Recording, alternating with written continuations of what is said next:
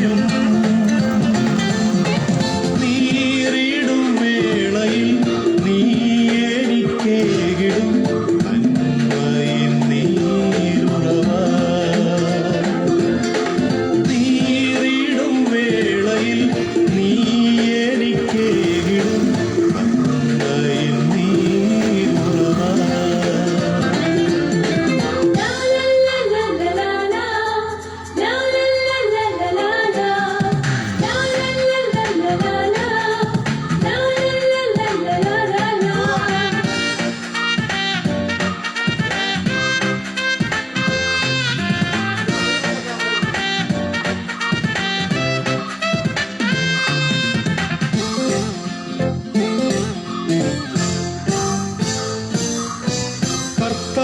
കർത്താവിലെപ്പോഴും സന്തോഷിച്ചിടും ഞാൻ സ്തോത്രയാഗം കഴിക്കും.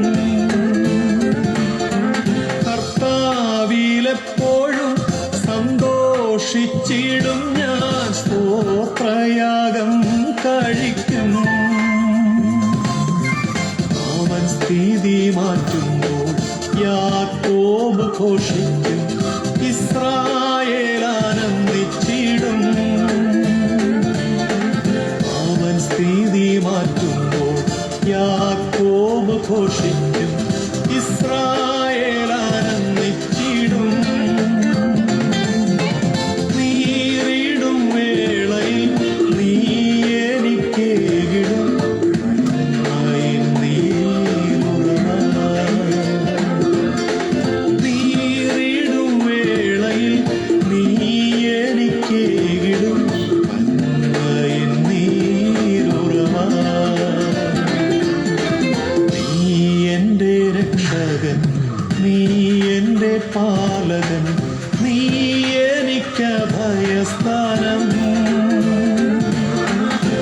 നീ എൻ്റെ രക്ഷകൻ, നീ എൻ്റെ പാലകൻ, നീ എനിക്കഭയസ്ഥാനം. നീറിടും വേളയിൽ നീ എനിക്കേകിടും നന്മയിൻ നീരുറവ. നീറിടും വേളയിൽ നീ എനിക്കേകിടും നന്മയിൻ നീരുറവ.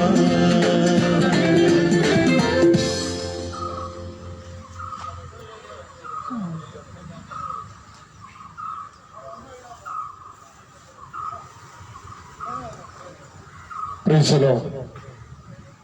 യേശുക്രിസ്തുവിന്റെ ധന്യനാമത്തിൽ എല്ലാ പ്രിയപ്പെട്ട സഹോദരങ്ങൾക്കും സ്നേഹവന്ദനത്തെ അറിയിക്കുന്നു.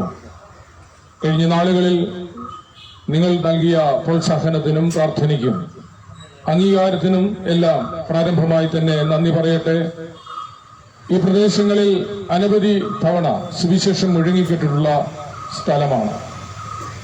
മനുഷ്യവർഗത്തിന്റെ പാപപരിഹാരത്തിനായി 2024 വർഷം മുൻപ് ഈ ഭൂമിയിലേക്ക് താണിറങ്ങി വന്ന് മനുഷ്യാവതാരം ധരിച്ച യേശുക്രിസ്തുവിന്റെ ജനന മരണ പുനരുത്ഥാന വിഷയമാണ് സുവിശേഷം സംബന്ധമായി നാം കേൾക്കുന്നത്. Price the Lord. എന്നാൽ കർത്താവായ യേശുക്രിസ്തുവിന്റെ വരവ് മനുഷ്യവർഗത്തിന് രക്ഷയൊരുക്കുന്നതായിരുന്നെങ്കിൽ വീണ്ടുമുള്ള വരവ് ന്യായവിധിക്കും അനുഗ്രഹത്തിനും വേണ്ടി ഉള്ള വരവായിരിക്കും എന്ന് വചനം പറയുന്നു. വചനം പറയുന്നത്, ഇതാ ഞാൻ വേഗം വരുന്നു, പ്രവർത്തിക്കത്തക്ക പ്രതിഫലവും പ്രതികാരവും എന്റെ പക്കലുണ്ടെന്നാണ്. ദൈവത്തിന്റെ സന്നിധിയിൽ നീതിയോടെ ധർമ്മബോധത്തോടെ സത്യസന്ധതയോടെ ജീവിച്ച തന്റെ ഭക്തന്മാരെ ചേർക്കുവാൻ കർത്താവ് വാനമേഘത്തിൽ വരുമെന്ന് തിരുവചനത്തിൽ പറയുന്നുണ്ട്. മത്തായി സുവിശേഷം 24-ാം അധ്യായം വായിക്കുമ്പോൾ അവിടെ ശിഷ്യന്മാർ കർത്താവിനോട് ചോദിക്കുന്ന ഒരു ചോദ്യമുണ്ട്. അതിന്റെ 3-ാമത്തെ വാക്യം, അവൻ ഒലിമലയിൽ ഇരിക്കുമ്പോൾ ശിഷ്യന്മാർ തനിച്ച് അവനടുക്കൽ വന്നു, അതെപ്പോൾ സംഭവിക്കുമെന്ന് എന്നും നിന്റെ വരവിനും ലോകാവസാനത്തിനും അടയാളം എന്ത് എന്നും പറഞ്ഞു തരണമെന്ന് പറഞ്ഞു. അതിന് യേശു ഉത്തരം പറഞ്ഞത്, ആരും നിങ്ങളെ തെറ്റിക്കാതിരിക്കാൻ സൂക്ഷിച്ചു കൊള്ളുകയും, ഞാൻ ക്രിസ്തു എന്ന് പറഞ്ഞ അനേകർ എന്റെ പേരെടുത്ത് വന്ന് പലരെയും തെറ്റിക്കും.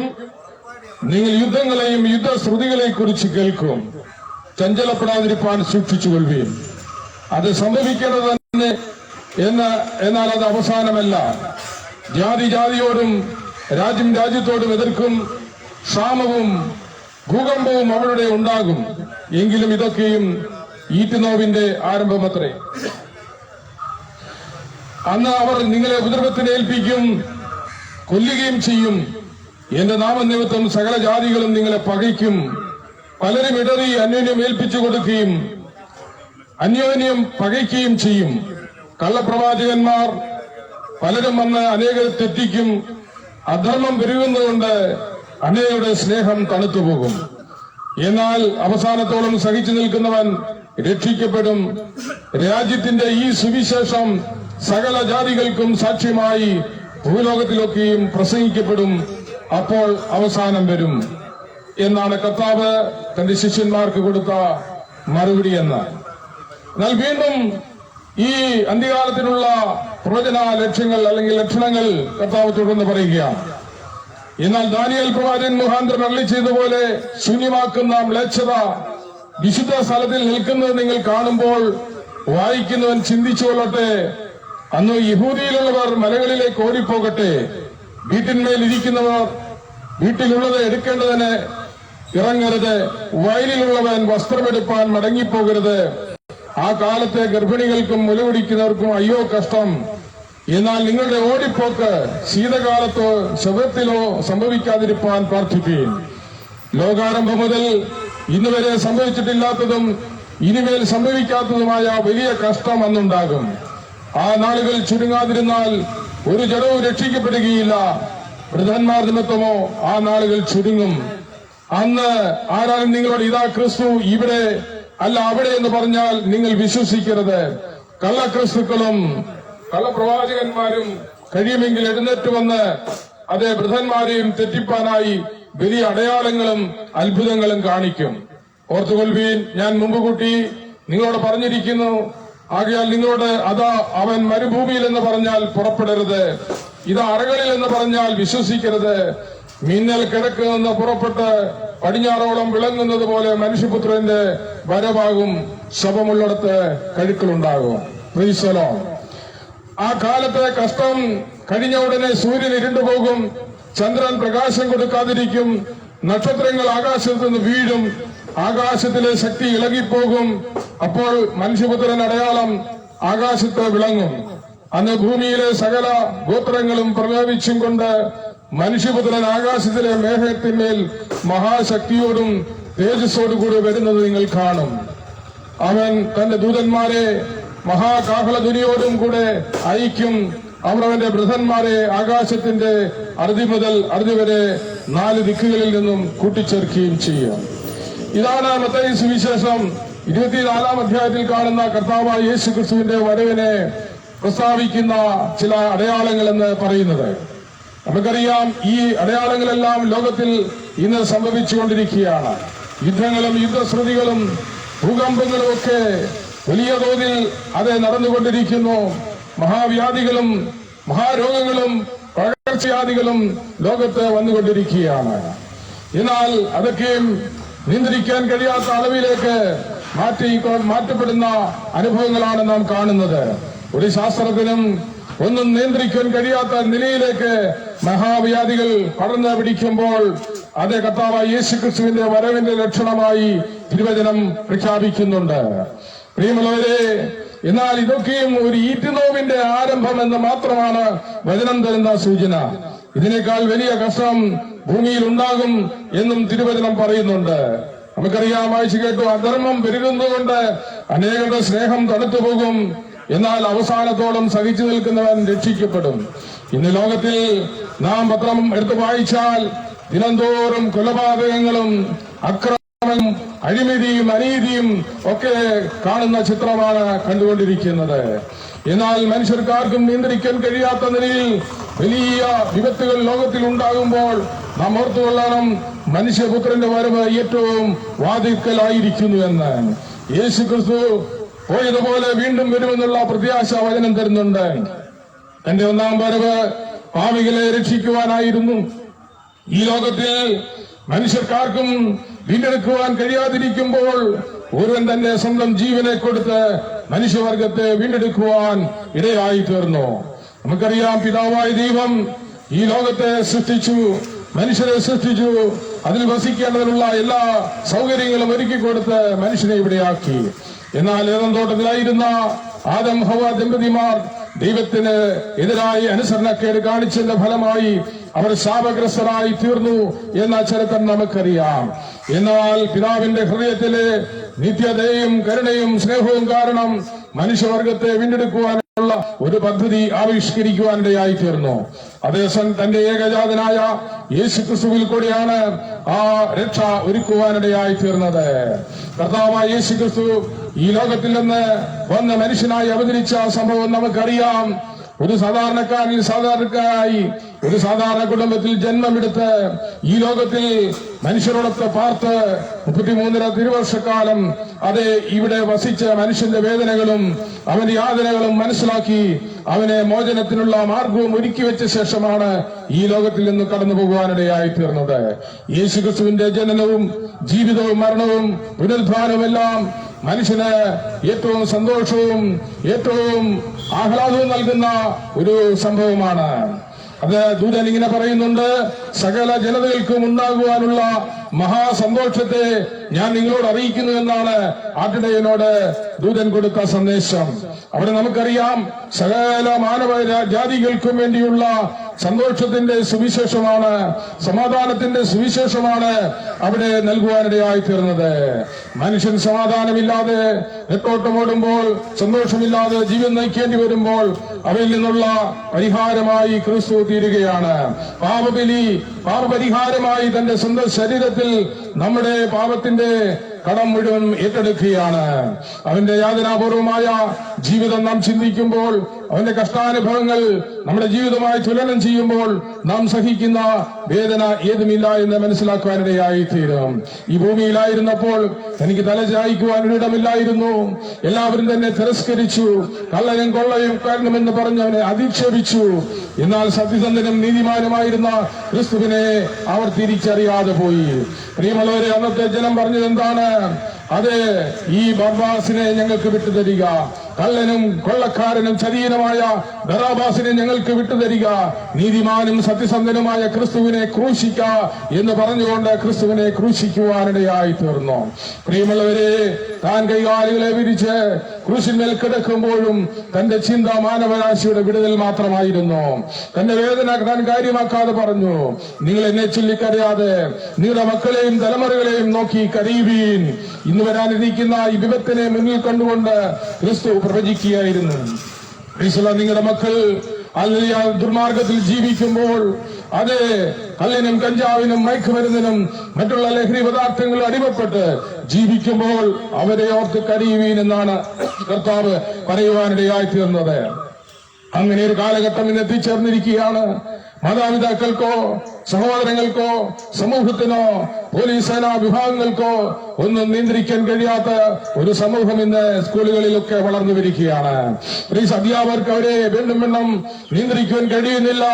വലിയ വലിയ ലഹരി പദാർത്ഥങ്ങൾക്ക് അടിമകളായി തീർന്നുകൊണ്ട് ഓരോരോ വികൃതികൾ കാണിച്ചു കൂട്ടുന്ന കാഴ്ച സോഷ്യൽ മീഡിയയിലൂടെയും മാധ്യമത്തിലൂടെയും നാം ദിനേന വായിച്ച് മനസ്സിലാക്കുന്നുണ്ട്. പ്രിയമുള്ളവരെ, ഇന്ന് ഇതൊക്കെ കാണുമ്പോൾ സുവിശേഷത്തിന്റെ പ്രസക്തി ഏറി വരികയാണ്.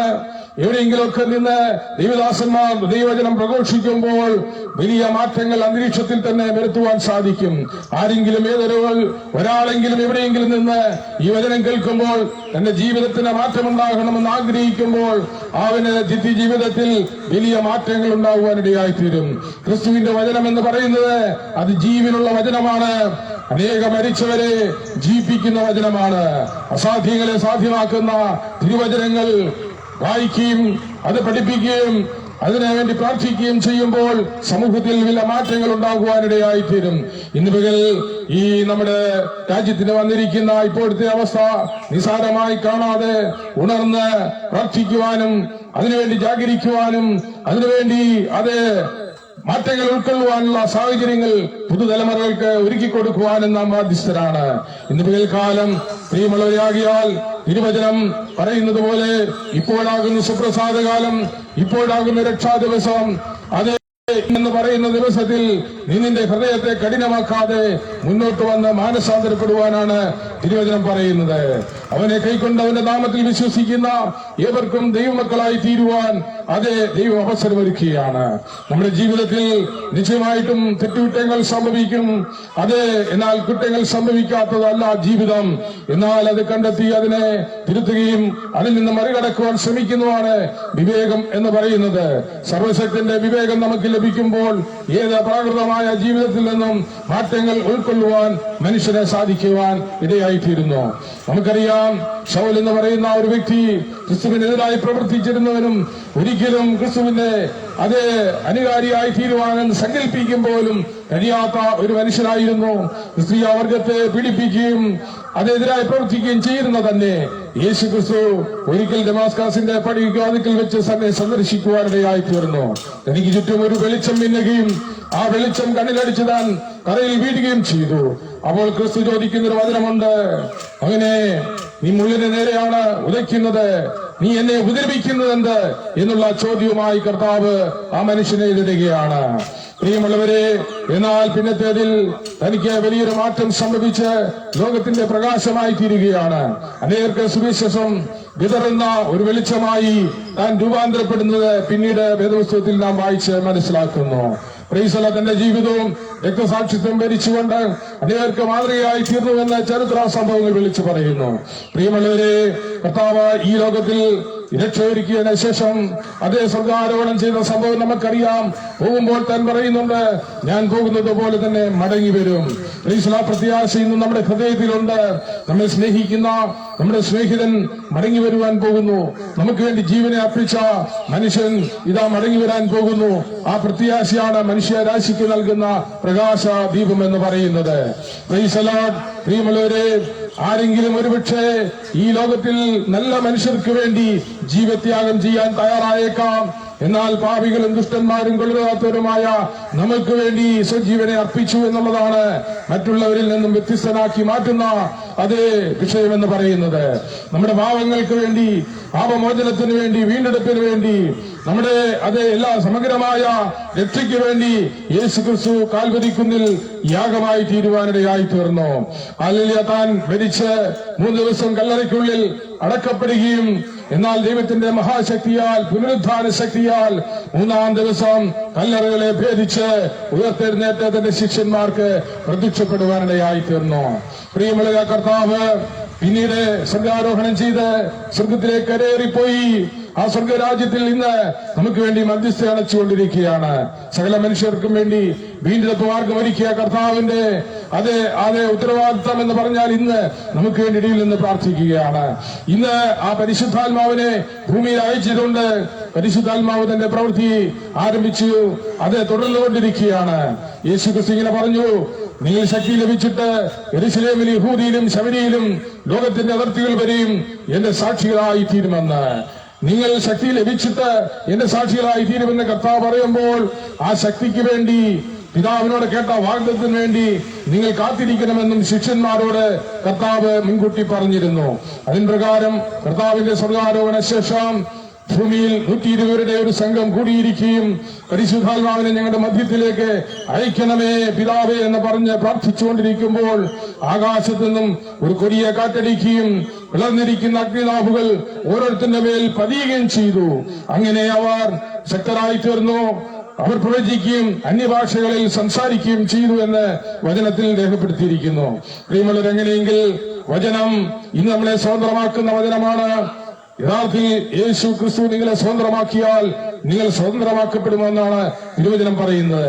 ഈ കള്ളിന്റെയും കഞ്ചാവിന്റെയും മയക്കുമരുന്നിന്റെയും ലഹരി പദാർത്ഥങ്ങളുടെയും പിടിയിൽ നിന്ന് നമ്മൾ സ്വാതന്ത്ര്യം പ്രാപിക്കണമെങ്കിൽ അത് യേശു ക്രിസ്തുവിന്റെ രക്തത്തിന് മാത്രമേ കഴിയുകയുള്ളൂ. വചനം പറയുന്നു, യേശു ക്രിസ്തുവിന്റെ രക്തം സകല പാപവും പോക്കി നമ്മെ ശുദ്ധീകരിക്കുന്നു. നമുക്ക് എങ്ങനെയൊക്കെ ശുദ്ധീകരണം പ്രാപിക്കാൻ കഴിയും? ദൈവവചനം കേൾക്കുമ്പോഴും അംഗീകരിക്കുമ്പോഴും അനുസരിക്കുമ്പോഴും നമ്മുടെ ജീവിതത്തിൽ ഒരു ശുദ്ധീകരണം ഉണ്ടാകുന്നുണ്ട്. അതുപോലെ തന്നെ യേശു ക്രിസ്തുവിന്റെ രക്തത്തിൽ നാം ആശ്രയിക്കുമ്പോൾ നമുക്കൊരു ശുദ്ധീകരണം ലഭിക്കുന്നുണ്ട്. അങ്ങനെ ശുദ്ധീകരണം പ്രാപിച്ച ശേഷം കർത്താവിനോട് അടുത്തിയെന്ന് നമ്മുടെ കുറ്റങ്ങളേറ്റ് പറഞ്ഞ് ഒരു പുതുജീവിതത്തിനായി അപേക്ഷിക്കുമ്പോൾ നമ്മെ പുതിയ സൃഷ്ടിയാക്കി തീർക്കുന്നതാണ് ദൈവത്തിന്റെ പദ്ധതി. ആകിയാൽ പ്രിയമുള്ളവരെ, ഇന്ന് വരെ നാം ചെയ്തു പോയ പാവങ്ങളെ കുറിച്ചോർത്ത് വിഷമിക്കേണ്ട. അവയെല്ലാം കുറ്റങ്ങൾ ക്ഷമിച്ചു തന്നുകൊണ്ട് നമ്മെ പുതിയ സൃഷ്ടിയാക്കുകയും പുതിയ വ്യക്തിത്വം നമുക്ക് തന്ന് ഈ സമൂഹത്തിലും നമുക്ക് ജീവിക്കുവാനുള്ള ഒരു അംഗീകാരം ദൈവം തരുവാനിടയായിത്തീരും. ആകിയാൽ കർത്താവിന്റെ വചനം പറയുന്ന പോലെ ഈ അധർമ്മം ഇവിടെ പെരുകി വരുമ്പോൾ നിങ്ങൾ നിരാശപ്പെട്ടു പോകരുത്. ഇതൊക്കെ സംഭവിക്കേണ്ടത് തന്നെയാണ്. എന്നാൽ അവസാനത്തോളം പിടിച്ചു നിൽക്കുന്നവൻ രക്ഷിക്കപ്പെടും. അനേക പ്രലോഭനങ്ങൾ, അനേക പരീക്ഷണങ്ങളിൽ കൂടെ നിങ്ങൾ കടന്നു പോകുമ്പോഴും അവസാനത്തോളം കർത്താവിന്റെ വരവരെയും പിടിച്ചു നിൽക്കണമെന്ന് ആഗ്രഹിക്കുന്ന വ്യക്തി ജീവിതങ്ങൾ രക്ഷയിലേക്ക് പ്രവേശിക്കാനിടയായിത്തീരും. ആ രക്ഷയുടെ സമാധാനം ഇന്ന് പകൽക്കാൽ ലോകത്തെല്ലായിടും വിളംബരം ചെയ്യുമ്പോൾ രാജ്യങ്ങളുടെ വിവിധ ഭാഗങ്ങളിൽ ഈ സുവിശേഷം പ്രസംഗിക്കപ്പെടുന്നുണ്ട്. ദൈവത്താൽ വിളിക്കപ്പെട്ടവർ, ആകർഷിക്കപ്പെടുന്നവർ ആ സുവിശേഷത്തെ അംഗീകരിക്കുകയും പുതു വ്യക്തികളായി, പുതുജീവൻ പ്രാപിച്ചവരായി, പുതു ചൈതന്യത്തിനുടമകളായി തീരുന്ന കാഴ്ച നാം എവിടെയും കാണുന്നുണ്ട്. ആകിയാൽ പ്രിയമുള്ളവരെ, ഇന്ന് പകൽ വചനം നിങ്ങളോട് വിളിച്ചു പറയുന്നത്, അവനെ കൈക്കൊണ്ടവന്റെ നാമത്തിൽ വിശ്വസിക്കുന്ന ഏവർക്കും ദൈവമക്കളായി തീരുവാൻ അവസരം ലഭിച്ചിരിക്കുകയാണ്. നമ്മുടെ പൂർവ്വപിതാക്കളായിരുന്ന ആദവും ഹവ്വയും പാപം ചെയ്തപ്പോൾ ദൈവമക്കൾ എന്നുള്ള പദവി നമുക്ക് നഷ്ടപ്പെട്ടിരുന്നു. എന്നാൽ അത് വീണ്ടെടുത്ത് തരുവാൻ കർത്താവായ യേശുക്രിസ്തു ഭൂമിയിൽ മനുഷ്യനായി അവതരിച്ച് അതിനെ രക്ഷയ്ക്കുള്ള മാർഗം ഒരുക്കി തന്നിരിക്കുകയാണ്. അവന്റെ പരിഹാര ആ യാഗത്തിലുള്ള വിശ്വാസം നാം പ്രകടിപ്പിക്കുമ്പോൾ കർത്താവായ യേശു എന്റെ പാപത്തിന് വേണ്ടി മൂന്നാണികളിന്മേൽ ക്രൂശിക്കപ്പെട്ടുവെന്നും അവൻ മരിച്ച് മൂന്നാം ദിവസം ഉയർത്തെഴുന്നേറ്റു എന്ന് ഹൃദയം കൊണ്ട് വിശ്വസിക്കുകയും വായ് കൊണ്ട് ഏറ്റുപറയുകയും ചെയ്യുമ്പോൾ രക്ഷ എന്ന ദാനം, രക്ഷയുടെ സന്തോഷവും ദൈവം നമ്മുടെ ഉള്ളിൽ നൽകി തരാനിടയായിത്തീരും. അങ്ങനെ വ്യക്തിപരമായി ഓരോരുത്തരും ക്രിസ്തുവിനെ അറിയുകയും സ്നേഹിക്കുകയും അടുത്തു വരികയും അവനെ അനുധാവനം ചെയ്യുമ്പോൾ വ്യക്തിപരമായ രക്ഷ നമുക്ക് കരസ്ഥമാക്കുവാൻ കഴിയും. ഒരു സമൂഹത്തിനോ ഒരു മത നേതാക്കന്മാർക്കോ ആർക്കും നമ്മെ രക്ഷിക്കാൻ കഴിയില്ല.